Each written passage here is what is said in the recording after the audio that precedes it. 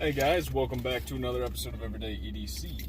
My name is Tyler, and today I'm going to do an unboxing, but it's stupid, so we're just going to knock it out super quick. My unboxing knife, which is part of Freaky Friday, is my We Knives Thug. It's my 5th pocket knife. It's not the freakiest knife, but it is the Thug. It kind of fits the theme, right? So this unboxing comes from Blade HQ, and I don't know why I did this, but this is a Civivi. I promise it's a Civivi, despite being so small. And these, I believe, is the Bob Terzola tweezers.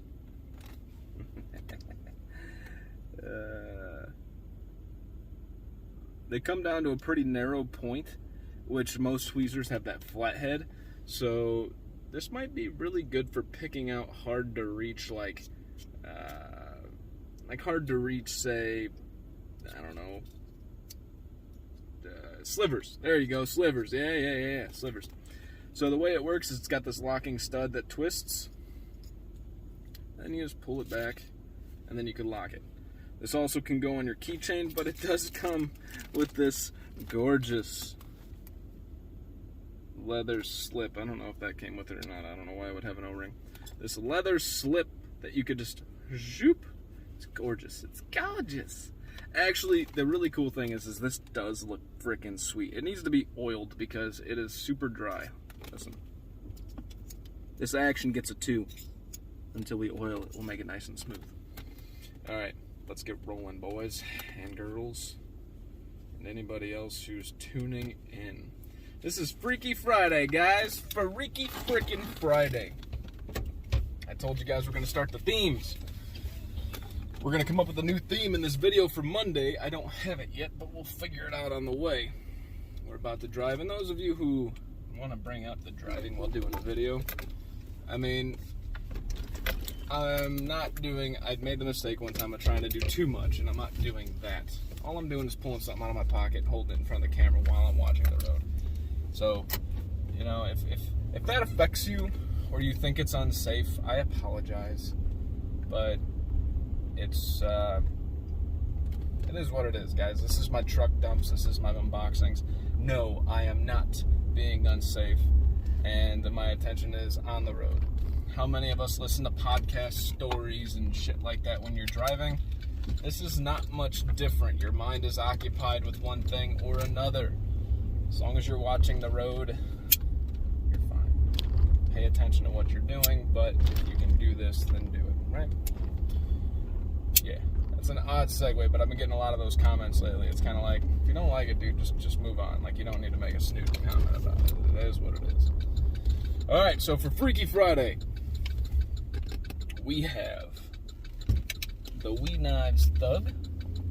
This knife is not so freaky, but the name is kind of freaky, right? But this is just a badass knife, guys. The We Knives Thug is probably my second favorite thing that I've gotten from We Knives since my Malice, right? Malice not being number one in this context. The Malice is always going to be one of my number ones. I freaking can never get over that knife because it's so good. But the Thug is so good too. My number one favorite that I've received from We Knives in recent history is the We Esprit. As I said multiple times, Ray Laconical fanboy.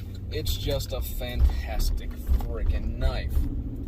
So next on the list of knives that's for Freaky Friday. Now, going into my thought process in this, it was a choice between 3 knives, which I'm going to show you. I'll tell you the 3 knives that I was going to choose from out of my collection, and then I will show you the one that I chose while flipping this one in the background. So, as I mentioned in the one video, the Kaiser Sheepdog XL is probably my most obvious choice. It's massive. If you've ever held the XL, it's totally unnecessary, and if you pull it out, people are going to be like, wow. Now, the funniest part about that is, unless you actually know what you're doing with knives, like where you're a knife fighter or something like that, I don't see the Kaiser Sheepdog XL as a dangerous knife. It doesn't strike me as a scary knife. Why? Because you're not going to stab me with the freaking Kaiser Sheepdog. I actually have 2 stabby knives, my Best Tech Swordfish and a ZT that I got from Corey. I think it's 0452 or something like that. It's the Sinkovich design. They're both like the same profile, like 4-inch long blades, kind of stabby looking. Those, in my opinion, are freakier than like sheep's foot or a butcher style cleaver-ish blade. But it's not about the actual function. You know, people are irrationally scared. They're irrationally scared of certain things, and that's just, they just see it and they're like, oh, knife, but they don't even like think that, you know, in order to hurt you, you're gonna have to like hold your arm down and like old school casino mafia style slam it down. The other knife that I was going to choose from, actually I think I was referencing the 0452 and the 3. If I think of it, I think that was the other one. And then, last but not least, I have the Artisan Cutlery Ravine. Now, not a popular knife. It's not the most popular. Oh, no. The other one I was going to choose from is the 8010. Alright? So the 8010 is this big, hulking brute of a knife, in my opinion. Probably scarier in practicality than this Kaiser Sheepdog. But the 8010 has bitten me several times. That freaking lockback and then drop on your finger is that's something else, but I love it. That's a massive, massive knife, and to me, that's a pretty scary knife. And then the last one that I had to choose from was the Artisan Cutlery Ravine, which most people aren't too familiar with. It is not an extremely popular model. I picked it out because I was looking to go get a Proponent because I wanted just the overbuilt excess, like, silly, just large obnoxiousness, right? And the Ravine kind of fit that. I was looking at the Ravine, and then there was another one kind of in that same category. I think a little bit more sleek looking, but I was looking for like more of like the cleaver-ish, crazy looking stuff, right? So if you couldn't tell by my tone, which I would have been able to guess, I think I was pretty transparent there. I chose to carry the Artisan Cutlery Ravine. Now, this isn't the largest of knives, but it has the same shock and scare value as the Kaiser Sheepdog XL. Now, the Sheepdog XL may be scarier than this knife to people, but again, both of them are totally, in my opinion, irrational fears. The reason I chose to carry this is I don't think I've ever carried this. I got this in, unboxed it, and left it in my review box ever since. I thought you could reverse flick it there, but I don't think you can. That's a strong D10. It's cool, ergonomic, it's decent. The choke up point hurts because of like you're so far forward, there's so much pressure on that pinch point right there. It's not the thinnest behind the edge, it's just kind of cool. You know, I'm not touting this as a knife that I would recommend to anybody, that's not what I'm saying, but it is all titanium. It's just a cool looking knife. That's cool. Alright. From Monday. It's usually, to my knowledge, my card up Monday. But we are going to do...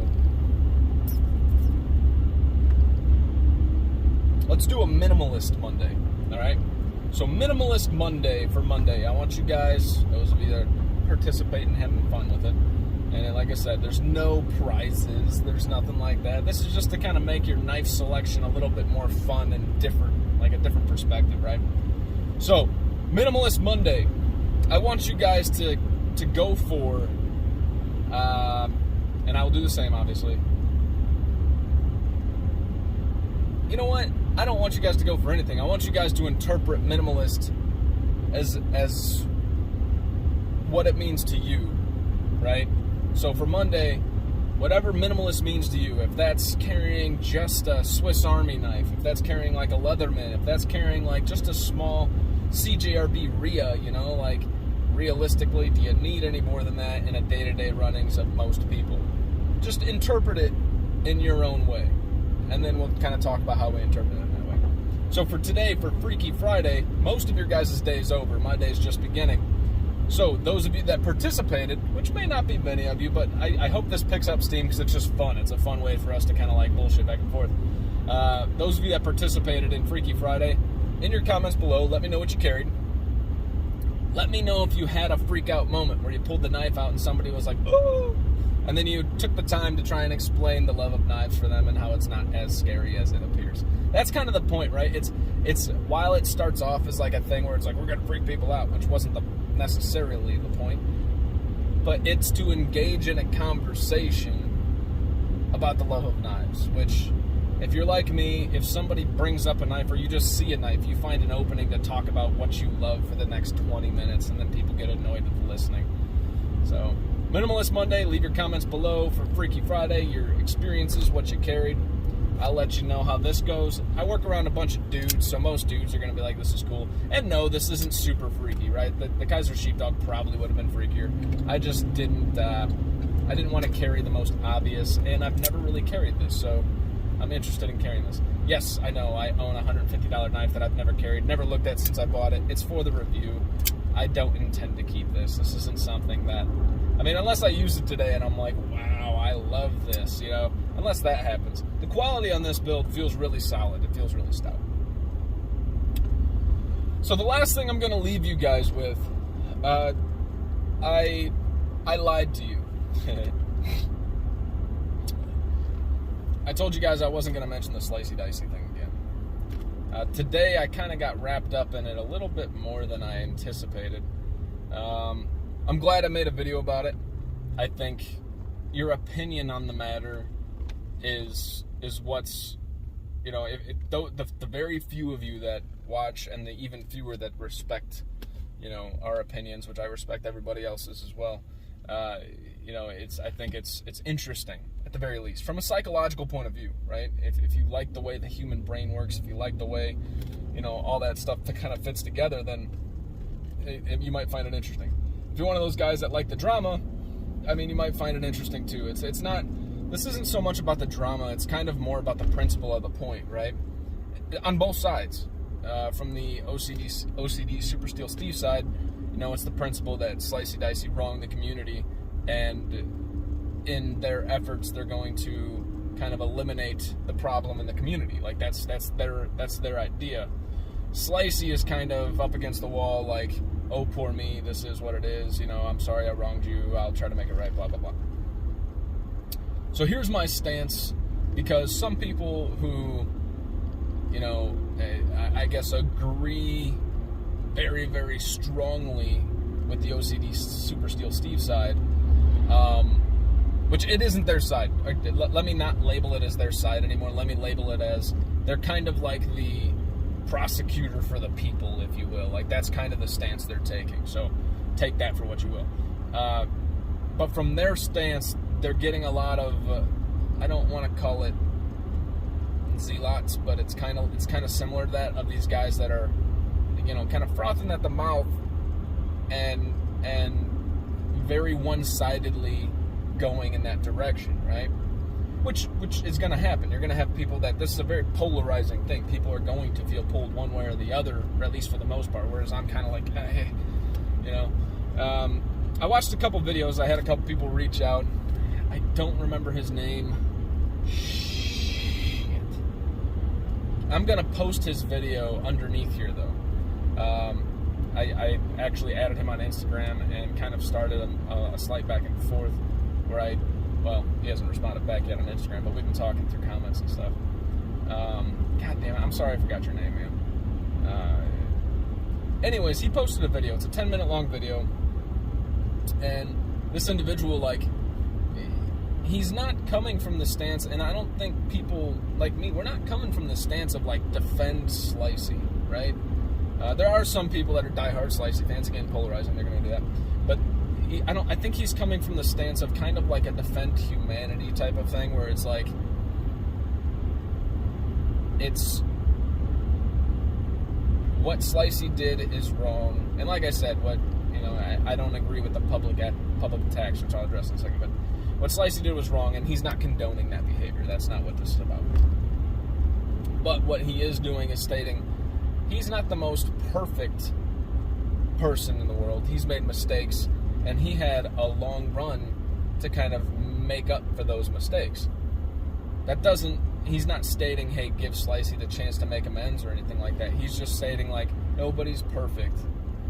people do dumb things and, you know, kind of, I guess, take a look in the mirror before we attack, I guess, right? Again, it's neither here nor there as far as like who's right and who's wrong. And these are all just opinions of people, including myself. I'm not right or wrong. From my opinion, my stance, my perspective, I believe I'm right. But that's also under the understanding that it's an opinion which is very open to be challenged. So, to be clear on my stance here, I'm going to post that video. Feel free to look up, Steve is posting a bunch of videos on it recently. I got to catch up with the one that he posted today.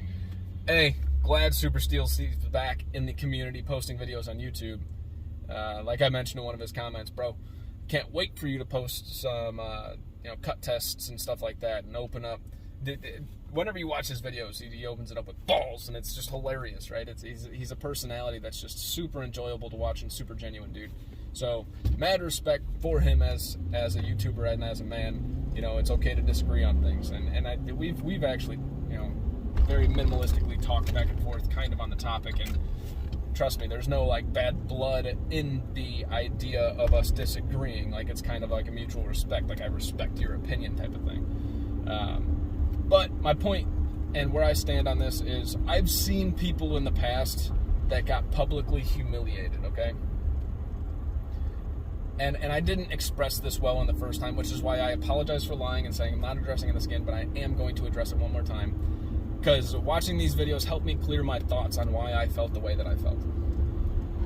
I've seen people in the past publicly humiliated and either hurt themselves, attempt to hurt themselves, or succeeded in ending their life, okay? It's kind of like one of those really heavy topics. It just got heavy real quick, right? And I guess from my stance in good conscience, I don't want to be a part of the attack that potentially leads to something of that nature. Not saying it's going to happen, but like I said in a couple comments, if somebody like Slicey's willing to do this, if he's willing to, like, you guys know, I stopped really liking his videos a while ago because he kind of high roads people. He has this air about him that he's, you know, maybe better than you or whatever, and you make your own opinions. That was the opinion that I kind of formed over time. Like I said, the only YouTuber that wouldn't respond to me 1,000 subs ago, you know, it's like he was like no time of the day, right? And actually, I did another long video, but I was watching one of his videos, and I watched one of his cutscenes in the editing, and he like edited the video to where he said something, and then he said the same exact thing in the cut, right? Not a big deal, but from somebody who does it, it was like, oh shit, if I would have done that, I would have been like, and I do that, you know, but I go back and watch, and you're like, facepalm, shit. So I actually reached out a second time where he didn't respond the first about a generic question. The second time I reached out, I go, hey dude, just watching one of your videos, just want to let you know, like, where you edited it and you cut it, you kind of repeated yourself, and, you know, from my stance where I was doing that, I wouldn't, you know, I wouldn't want that out there. So maybe, you know, if you weren't aware that it happened, there you go. And that's kind of where that was coming from. It wasn't coming from any other place other than, like, I know how I would have felt if I would have caught that after I posted it. Again, no response. So that clarifies my feelings on him as a person, right? I think anybody who's giving off those personas, those I'm better than you type of mentality, there's an underlying issue, and nobody that portrays themselves like that is as strong as a man or a human deep down, right? To me, I think it shows weakness. It's a point of weakness to kind of treat people like shit. Is kind of where it comes from, right? And we're all guilty of it. Like, we all have those moments, but when you're consistent with it, I think there's something deep down that's kind of at the root. And statistically, I'm not basing this on anything, but I've heard statistically, comedians are like some of the most depressed people, right? They go through things. So those things kind of all line up to this could end in like there's a potential storm here for it to end not well, you know. And at the end of the day, the dude has a family. The dude's got a wife. He has a kid on the way. And I think I don't have an answer for how we should have handled it as a community. I don't disagree with the outrage and where it's coming from for him. I just kind of disagree with the public attacks in the sense of, you know, we never really look at the outcome until the outcome's there. And back to the zealot thing where you guys are like following like hardcore polarized, just remember one thing. Oh God, this is gonna get me. I'm gonna say it anyways, I don't give a shit. So just remember one thing. The riots that happened in the past year, right? All this crazy shit happened in the world. It started as a peaceful protest, right? It started with people who had the best interests of the community. It wasn't coming from a necessarily righteous place. It was coming from a this is what's wrong, and they were protesting, and that's good. And then it turned into a complete witch hunt and attack on innocent people. And there was chaos, catastrophe, there was burnings, and people got hurt, some people got killed in these, and it was like, all for what? What point are you guys proving by doing this? The people that are doing that chaos are not people that are there for the right reasons. If you're going to take a hard stance on this, please remember what the reason that you're there for is, right? Respect other people's opinions on it if they're willing to put them out there. Be up for a healthy debate. It's okay to get into a heated debate, but at the end of the day, respect each other as men, women, and humans. And I think that's at the end of the day, just because one person doesn't respect others, if that's the case, which it kind of appears maybe it is, that doesn't mean that it's okay for us to do the same. That's my stance on it. I'm not trying to be the righteous guy on it. I'm not trying to be anything. That's just my beliefs and I don't believe in anything. I'm not a religious man or anything like that. I kind of believe more in Buddhism and karma than anything, right? You just be good to others and that'll come. If Slicey wronged others, and like I said, I actually purchased into that website too. Like, I don't remember what it was, when it was, but I remember he was the only guy that I watched for the longest time, and I bought into it too. So it's not like I'm just like having a random opinion. I mean, I don't even remember the 30 or 40 or 50 bucks or whatever you gave him at the time, but it was one of those things where you're like, write that one off as a loss, right? And I understand that's a lot more money to other people. It's a lot of money to me too, but it's a lot more money to somebody who doesn't have the money to do. I'm going in circles now. But my only request to everybody in the community is this. And I'm kind of repeating some of the comments that I made, but when you're typing up comments, you have more time to kind of formulate a thought, right? Remember that our community, while you're in it, is huge. It's huge. Donald Trump, huge.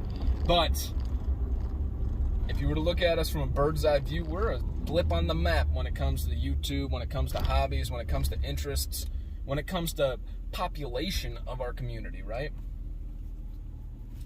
So let's take care of our community. Do what you think is right. Say what you think is right. Say what you believe in and stand by it. But let's not cause chaos and let things like this tear the whole thing down. Another video that I might link in the description is Lefty EDC came out and did a really quick, short addressing of this, right? And he's kind of with the stance of like, not let's get them, but like, yeah, we need to, this is bullshit, let's not let this happen. But he said it more perfectly than anybody else that I've heard of when it comes to their belief in the community. A lot of us are here, and our real life friends have translated to real friends, right? I got dudes that I would call real friends in the community.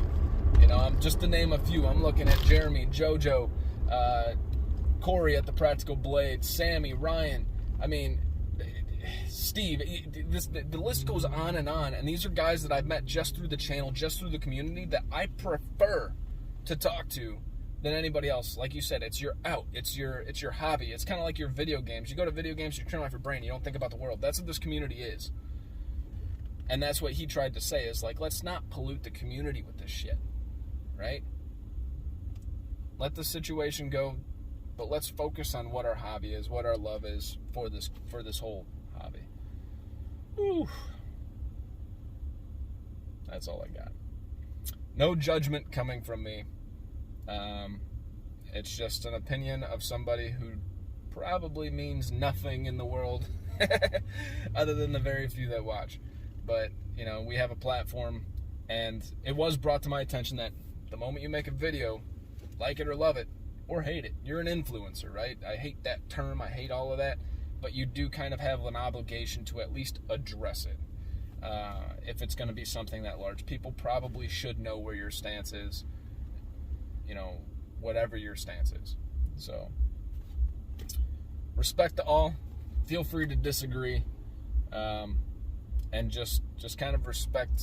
My only request is that we respect humans and we don't let the chaos overcome, right? Keep it where it needs to be. Don't let it overtake our community. That's a weird thing to go out on, and a much longer video than anticipated.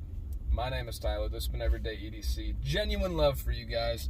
Genuine love for the community. Mad respect. And, again, you can disagree with people without making it personal, right?